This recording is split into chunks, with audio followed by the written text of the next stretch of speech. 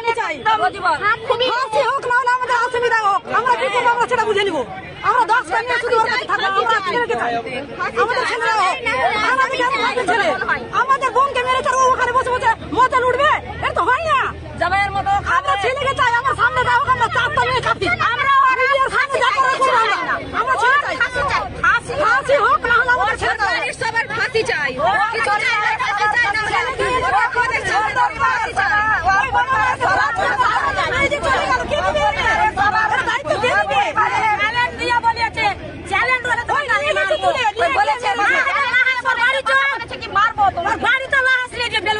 ফোনে বলা হয়েছে কি তোকে মারা হবে, আমরা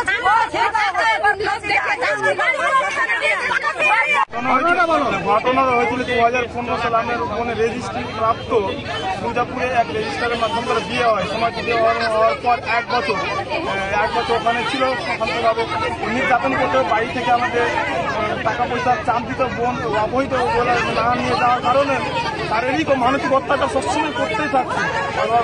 পুরো হোল ফ্যামিলি। কতদিন আগে বিয়ে হয়েছিল? 2015 সালে। তারপরে নির্যাতন করে আমাদের বাড়িতে পাঠিয়ে দেয়, নির্যাতন করে পাঠানোর পর যে ধরন প্রশ্নের মামলা হয়। এখন আপনারা কি চাইছেন? আমার তো ফাঁসি যে নৃশংসভাবে খুন করা হয়েছে আমার বোনকে, দিন দাহারে মানে সকাল 9টা থেকে আমাদের বাড়িতে বেরানোর পর 1 ঘন্টার মধ্যে কাজ যে ক্লিয়ার হয়ে গেল। আমাদের রাজ্যে মেয়েদের সুরক্ষা কোথায়?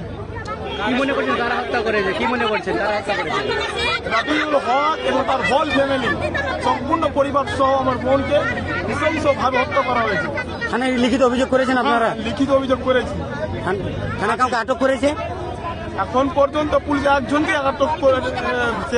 আমার কাছে সেরকম সম্ভাবনা নাই, মনে হয়েছে করেছে, কিন্তু সম্পূর্ণ হোল ফ্যামিলি এখন পর্যন্ত কিভাবে আমার বোনটা এখান থেকে 1 ঘন্টার মধ্যে খুন হয়ে গেল।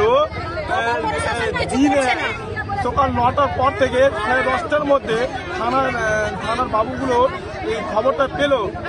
ওই পাওয়ার পর যত মনে এক জায়গায় পেয়েছে, ওখান থেকে প্রাথমিক স্বাস্থ্য করে নিয়ে গেছে। দাদা আমার ওখানে সমাপ্তকরণ করে দিয়েছে। কিভাবে জানতে পেরেছিল যে দিদি খুন হয়েছে? সোশ্যাল মিডিয়ার মাধ্যমে, টিভি নাই, ফেসবুকের মাধ্যমে আমি জানতে পেরেছি। আপনার নাম? MD আব্দুল নাসির। আপনি কে হন? আমি ওর ছোট ভাই হই। অ্যাকচুয়ালি কালকে সকালে একটা আমাদের গঙ্গা প্রসাদেরই সকাল আমরা খবর পেয়েছিলাম 11টা-12টা নাগাদ যে একজন মহিলা আমাদের বোন কুড়িয়াটায় নামপাড়া বাড়ি